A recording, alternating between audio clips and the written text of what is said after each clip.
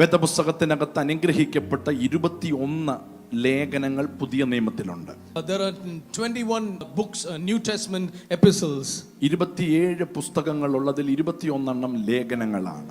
Out of the 27 books of the New Testament, 21 are epistles. ഒന്ന് ചരിത്ര പുസ്തകം, And one is a book of history. 4 സുവിശേഷം, There are 4 gospels. ഒന്ന് അവസാനമുള്ളത് പ്രവചന ഗ്രന്ഥം. And the last book of the New Testament is the book of Revelation. ഇങ്ങനെയാണ് പുതിയ നിയമത്തെ പരിശുദ്ധാത്മാവ് സെറ്റ് ചെയ്തു And വെച്ചിരിക്കുന്നത്. this is the way the Holy Spirit has ordered the New Testament. അതിനകത്ത് ഒരു ലേഖനമാണ് എബ്രായർക്ക് എഴുതിയ ലേഖനം. And one of those epistles is titled as the book of Hebrews. 13 ചാപ്റ്ററുകളാണുള്ളത്. There are 13 chapters to the book of ഈ Hebrews. 13 ചാപ്റ്ററുകളിലും And in these 13 chapters, എഴുത്തുകാരൻ യേശുക്രിസ്തുവിന്റെ ശ്രേഷ്ഠത വർണ്ണിക്കുകയാണ്.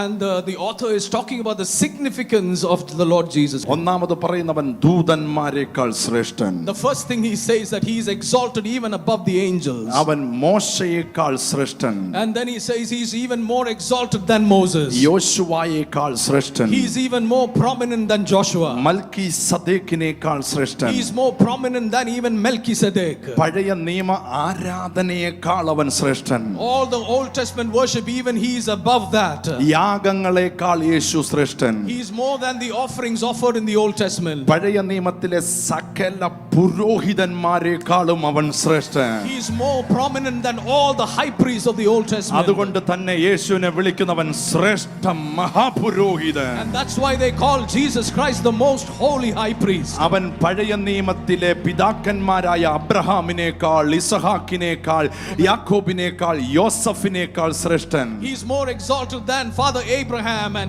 Isaac and Jacob. വചനം വീണ്ടും പറയുന്നവൻ വിശ്വാസ വീരന്മാരെക്കാൾ ശ്രേഷ്ഠൻ. He is more faithful than the most faithful in the Bible. എബ്രായ ലേഖനം പറയുന്നവൻ ഹാബേലിന്റെ രക്തത്തെക്കാൾ ശ്രേഷ്ഠൻ. The book of Hebrews says that he is more, his sacrifice is more prominent than the sacrifice of Abel. വീണ്ടും എബ്രായ ലേഖനം പറയുന്നു നമുക്ക് ചുറ്റും നിൽക്കുന്ന സകല സാക്ഷികളെക്കാൾ അവൻ ശ്രേഷ്ഠൻ. He is more prominent than the cloud of witnesses around us. ഒടുവിലായി ബൈബിൾ നമ്മളെ പരിചയപ്പെടുത്തും അവൻ ഇടയന്മാരിൽ ശ്രേഷ്ഠൻ. അതുകൊണ്ട് തന്നെ അവനെ ശ്രേഷ്ഠ ഇടയൻ എന്ന് വിളിക്കുന്നു. യേശു അവൻ ആരിലും വലിയവൻ. Hallelujah, he is more exalted than all the shepherds of the Old Testament. ഇന്ന് പകലിൽ നിങ്ങൾ ആരാധിക്കുന്ന കർത്താവ്, the Lord we worship this morning, അവൻ ശ്രേഷ്ഠനായ കർത്താവാണ്. he is the most significant and the prominent അവൻ one. 10,000-ങ്ങളിൽ സുന്ദരനാണ്. He is more beautiful than 10,000. ഇവിടെ നിന്നുകൊണ്ട് യേശുവേ എന്ന് നീ വിളിച്ചാൽ നിന്റെ വിളിയുടെ മേൽ അവന്റെ അത്ഭുതം നിനക്ക് വേണ്ടി ഇന്ന് പകൽ സംഭവിക്കും. If you call on the name of Jesus, that the heaven will respond to that call. ഇന്ന് പകൽ നിങ്ങൾ ആരെങ്കിലും കാണാനാ വന്നതെങ്കിൽ നിങ്ങൾക്ക് തെറ്റി. You will be disappointed if you have come give attention to man. ആരെങ്കിലും കൈ തലയിലൊന്ന് വെപ്പിക്കാനാ വന്നതെങ്കിൽ നിങ്ങൾക്ക് തെറ്റി. If you have come here to be laid hands upon, you are wrong. അവനെ മാത്രം നോക്കുക. If you look at Jesus alone, അവന്റെ പേര് മാത്രം വിളിക്കുക. if you call on the name of Jesus അവന്റെ alone, പേര് വിളിച്ചവരാരും ലജ്ജിച്ചു പോയിട്ടില്ല. they all who call on the name were faithful. അവന്റെ മുഖത്ത് നോക്കിയവരാരും ലജ്ജിച്ചു പോയിട്ടില്ല. No one was disappointed who looked to the name of Jesus.